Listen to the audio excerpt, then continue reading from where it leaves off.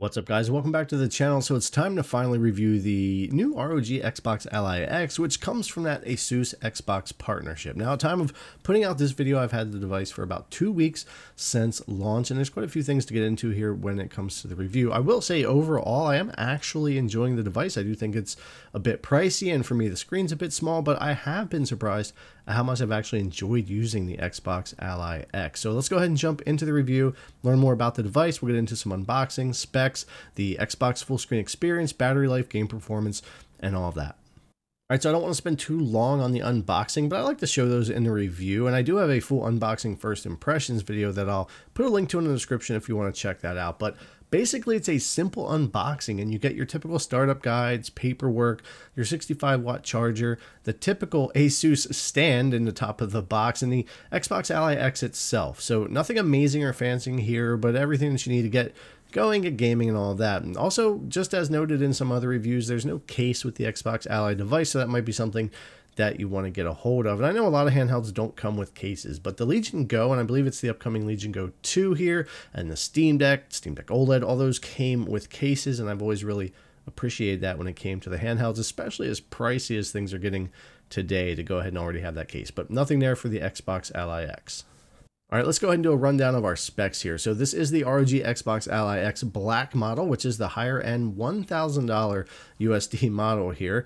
It's the all new AMD AI Z2 Extreme processor with the integrated 890M graphics. We have 24 gigabytes of LPDDR5X RAM, which runs at 8,000 megatransfers per second, a 1 terabyte 2280 PCI Express 4.0 SSD that is supposed to be pretty easy to change for users. It has the same 7-inch 120Hz 500-nit premium FreeSync VR display as the ROG Ally X. On top of that, the device also includes USB 4 Type-C port and USB-C 3.2 port, Wi-Fi 6E, Bluetooth 5.2, and a built-in fingerprint sensor. And it's all powered by a 4-cell 80-watt-hour battery. We'll take a closer look at all that, but that's pretty much what we're working with when it comes to the ROG Xbox Ally X. All right, so before we jump into some other things like the battery life, performance, and all that kind of stuff, the design, I do want to start off by answering one of the bigger questions. That's, is this an Xbox? And well, in the traditional sense, no, it's not like setting up or using a console at all. It's not even close. It is through and through a PC with Windows 11 for better or worse. Initial setup's like 2 to 3 hours, depending on what you're doing, which is normal for a PC handheld, but not for a console. In the more modern sense, though, that everything is an Xbox, this is an Xbox branded device with some dedicated buttons and features, including the Xbox button and the new Xbox full screen experience. I'm growing to really enjoy using the Xbox full screen experience, and I'm kind of getting really accustomed to it. I do prefer booting into that over just Windows 11, and I think it's a step in the right direction for PC gaming and handhelds, but we'll talk more about the OS experience later on in the review. I really just wanted to start off with the whole, is it an Xbox? And because in the sense of a console or a console experience, it definitely isn't an Xbox, but in a newer PC is Xbox sense, it is a more curated Xbox PC experience in handheld form. All right, so let's look at the design, including the look and the feel of the device, how the buttons are feeling now since the issues I had in my unboxing and first impressions, and kind of go through that. So the look of the device is always something that was a bit silly and definitely not the sleekest looking handheld in my opinion, but it has grown on me though, and that silly look is what makes the Xbox Ally X so comfortable to use, which we will get into. I do like the texture on the grips, the printed engraving on the rest of the body, the overall larger triggers and shoulder buttons over the Ally X are something I like, even though the Xbox Ally X is a thicker device. It feels well balanced, which leads us into the comfort, which is definitely a strong point for the Xbox Ally X. Before this handheld, I still considered the Steam Deck to be the most comfortable for me to play longer sessions. I actually think the Xbox Ally X is now the most comfortable, at least for me for now. As far as the triggers, buttons, D-pad, sticks, for the most part, all that is fine now. If you saw my unboxing video, you would have seen my A and Y buttons would get stuck, and it was pretty bad. After some forceful pushing and using them a lot and kind of simulating a lot of use quickly, I no longer have that issue. They work as they should. Whatever they were getting stuck on or wore away, it's come back and worked normal. The A, B, X, Y buttons to me are still a bit clunky and noisy, but no actual issues. Triggers and shoulder buttons have been great, as well as the joysticks. The D-pad, while not my favorite feeling, has been fine and also feels a bit better than it did a couple of weeks ago after some use. For the speakers, I don't really want to get too into that. It's kind of hard to show over YouTube what they really sound like, but if you're used to Ally devices, they've never really failed in the audio department. It's the same thing here. They can get very loud, very clear, they sound good, and it's at least as good, if not better, than my original Ally and Ally X. The Maker's under attack! This is the boss now! Marines, get in! We need to get clear of the ship now!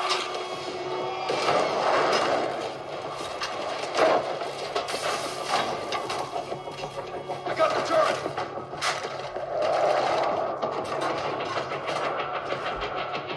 So for audio, no issues there for the device. So the overall just design and look and everything, everyone's going to have their own personal preference. While I still don't think it's the sleekest, I've gotten very used to the look of it, and it certainly is the more comfortable device to game on that I've used in the past couple of years.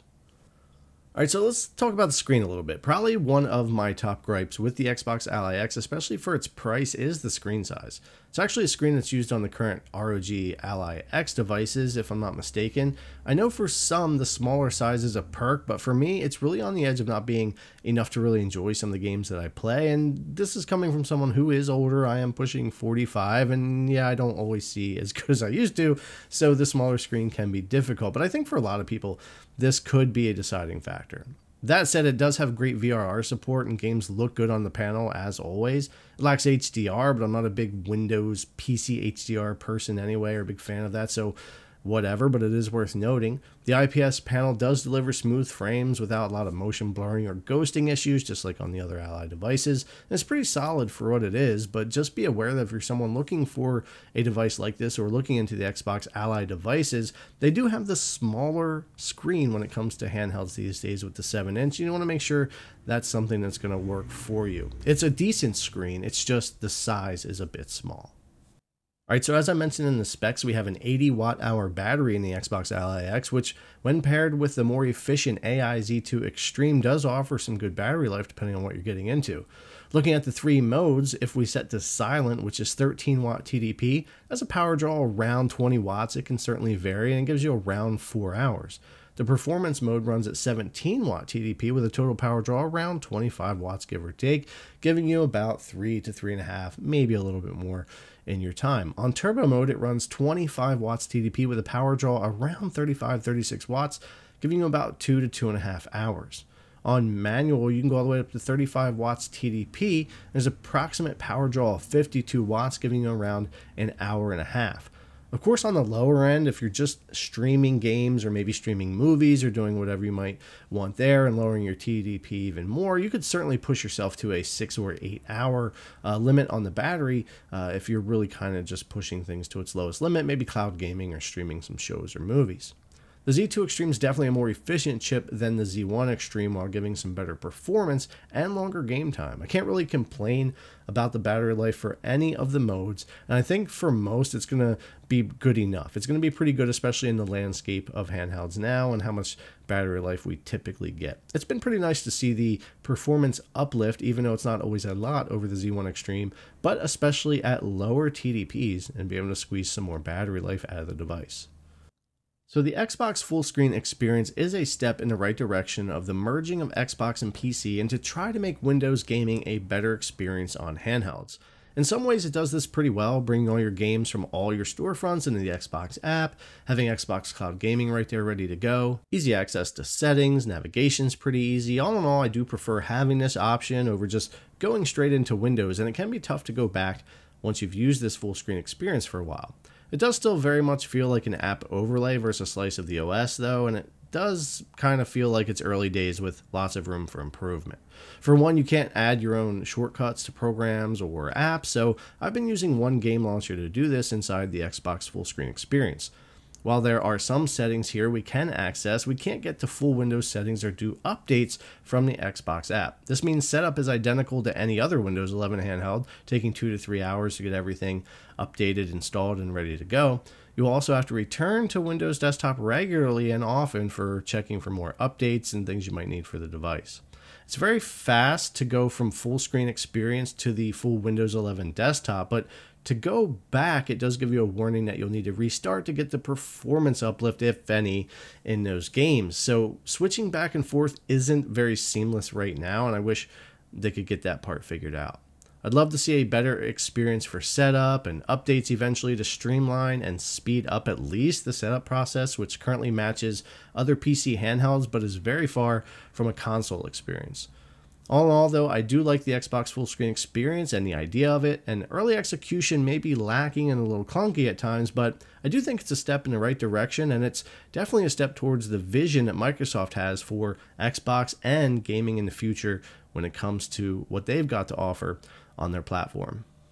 Alright, so moving on to a very important part of the review, which is game performance. And a big standout for the Z2 Extreme is really its efficiency more than its actual FPS boost over the Z1 Extreme, though you do get one. At the 17 watt range, performance has been impressive compared to what we get on the Z1 Extreme, and for games I may have used 22 to 25 watts on the Ally X, I can get away with 17 to 20 watts on the Xbox Ally X to get pretty much the same performance. It's a nice little leap for the generation.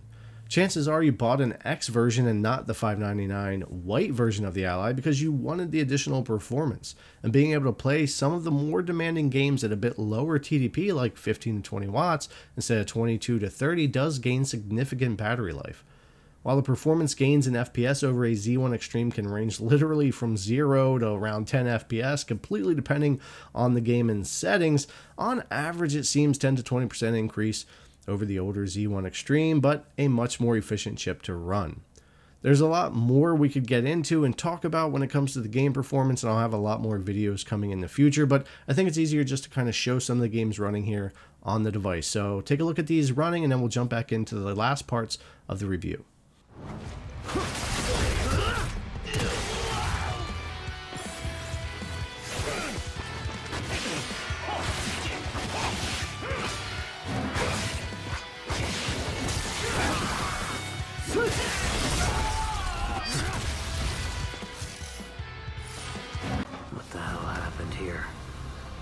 Destruction caused by the Shrine Demon, protector of the Dark Dragon Shrine. You must know we're here. But we're still far enough from the shrine that the demon's influence shouldn't be too strong yet. Keep moving.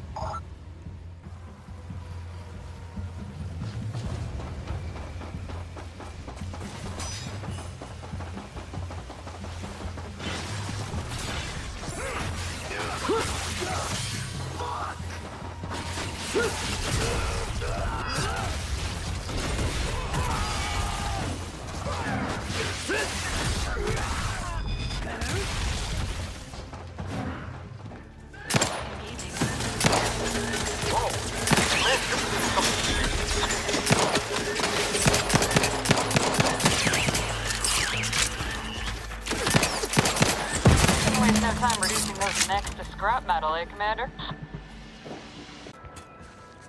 Prisoner 34989-393A. There is no place for you in the paradigm. You are hereby sentenced.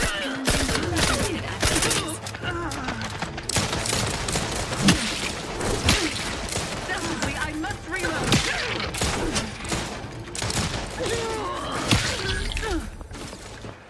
At the risk of sounding glib, that ain't a good sign. Correction. The sign seems to be functioning nominally.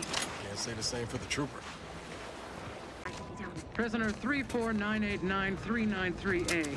There is no place for you in the paradigm.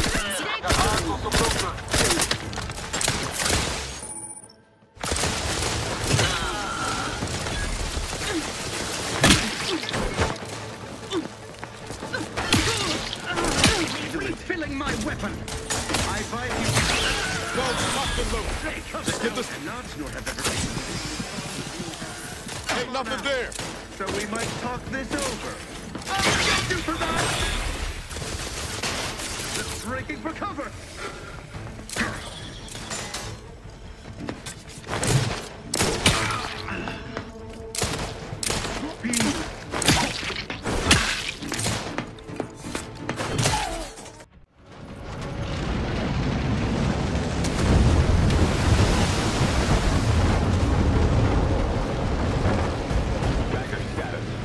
Made it out.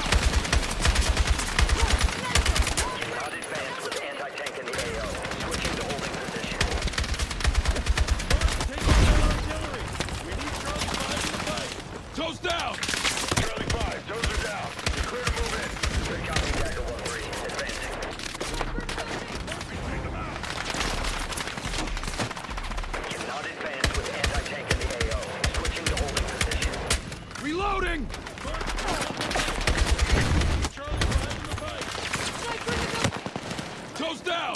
Charlie 5, toes are down. You're clear to move in. Good copy, Dagger 1-3. Advancing. Tango above!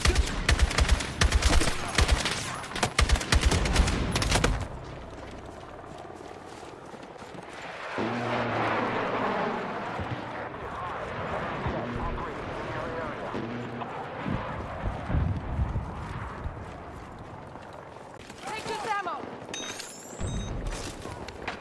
Come on! Hostiles attacking objective Delta.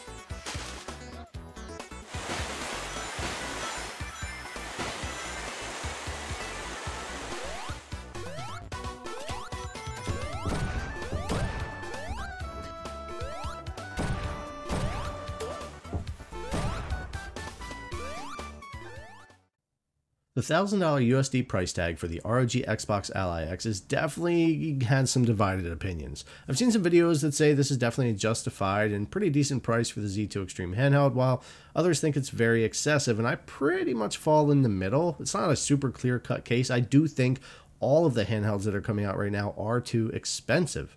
Handheld PC and tech prices, though, have surged across the board compared to, say, 2 years ago, which runs counter to the ideal trajectory of declining cost over time. That said, prices may ease in a year or two if we get lucky. We'll see. This stuff always comes in waves. At $1,000 plus tax for me, it's around $200 more than my original ROG Ally X, which was the Z1 Extreme that I got at launch. The Lenovo Legion Go 2 clocks in around $1,440 for me here, which is about $400 more than the ROG Xbox Ally X, and that MSI Claw with the Z2 Extreme is still unavailable in the US and a lot of other regions. So for those seeking the latest Z2 Extreme chip, your main options, especially here in the US, boil down to pretty much the Xbox Ally X or the Legion Go 2 as far as mainstream devices go, and they're available at places like Best Buy. Everything in this category does feel pricey though. Ultimately, whether $1,000 is worth it, that's going to be deeply personal, and one person's must-have is definitely going to be someone else's pass. Unless you're set on the Xbox branding and Z2 Extreme power, more affordable alternatives do exist. Though I am thoroughly enjoying my Xbox Ally X, I'm not so sure if I didn't have the YouTube channel here that I would have sprung $1,000 for this device, especially with the 7-inch screen. But again, that's a personal preference of mine. I just think it's a bit small and kind of makes it harder for me to justify the higher cost. I think for a lot of gamers, the screen sizes on these devices do wind up being a pretty big deciding factor, and the Claw with its 8-inch screen, the Legion Go with its 8.8-inch OLED screen, and then the Ally X with a 7-inch IPS screen, there are a lot of options when it comes to those devices, so make sure you're doing your due diligence and figuring out exactly what's going to work for you. Alright, so before finishing up with the final thoughts, let's just list out some of the general pros and cons that I've come up with for the Xbox Ally X in my past couple of weeks. And on the pro side, we have the AMD Z2 Extreme, which I've been pretty happy with. The Xbox full screen experience, which is actually going to land on both sides because of its good and bad parts. The device runs fairly cool and quiet, some really decent battery life, and audio along with some very good comfort. On the cons, this is still very much Windows, which is what I expected at this point, but it's not a console-like experience yet. The Xbox full-screen experience, while on the Pro side as well, does need more work, more features, and less, well, Windows. The 7-inch screen will be great for some, but a deal breaker for others. Early issues with face buttons was concerning, and due to being a PC, we don't yet have access to actual Xbox console titles, but that could very well change in the distant future as well. And finally, the price is high. But that said, it's not just an Asus Xbox thing. Prices, obviously, as we've talked about, have been on the rise for everyone in the past couple of years. Alright guys, time for some final thoughts. Wrapping up this review of the ROG Xbox Ally X, it's clear that Asus and Microsoft are pushing the Xbox brand into the handheld PC space, blending Xbox branding and even buttons with solid hardware to create something that's more than just another Windows device. It's a glimpse into a hybrid future where PC gaming feels a bit more console-like. Looking at future Xbox console plans pointing to a console PC hybrid for the living room, this vision would seem to line up. The standout wins for me are the comfort of the device, the efficient Z2 Extreme chip delivering strong performance and battery life that can stretch to 4 hours or more in lighter modes, and the Xbox full screen experience, which despite feeling like an early beta with its limitations and occasional Windows intrusions, generally makes navigation and game access smoother and more enjoyable than vanilla Windows 11. Audio remains top tier, and once you get past any initial button quirks, the controls feel reliable and decent enough. That said, it's not without its hurdles. The 7-inch screen is a love it or hate it feature, great for portability, but possibly a cramped experience for some. The $1,000 price tag stings in a market where costs are climbing without enough value justification for everybody. Quality control issues like my sticky buttons, even if resolved, definitely raised my eyebrows, and while it's branded Xbox, you're still dealing with PC setup pains and no native console exclusive support or anything like that besides cloud streaming, at least not yet. If Microsoft keeps iterating on that full screen overlay and streamlines the OS, this could evolve into a true game changer, but that's still a big if for now. Overall though, I have enjoyed my time with the Xbox Ally X. I do plan on keeping it here on the channel, and it's probably a premium pick for Xbox and handheld fans craving portability, the newest power with the Z2 Extreme, and especially if you value like the curated Xbox experience here with the Xbox button and so on. But if budget's tight or you want a bigger screen, alternatives like the Steam Deck OLED, Ally X, the original Legion Go, and many others offer enough at that price to serve you better potentially, and you might want to look into that as well.